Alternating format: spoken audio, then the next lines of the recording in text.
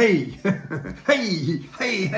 hey, look, I've got a couple of dates in March available for an in-dealership workshop. Why does that work so well? Because it gets all the members of your management team on the same page. Oftentimes in dealerships, we've got managers on that team and they have pretty good knowledge of the business, but they're not all thinking the same. We don't have the same goals, direction, however you want to think about it. But I'm going to give your team some processes. When you put them in play, it makes the business really simple. We get all the members of your management team in a meeting. I come to your dealership. It takes about a half a day to do this, and we're really going to nail down the things that are important.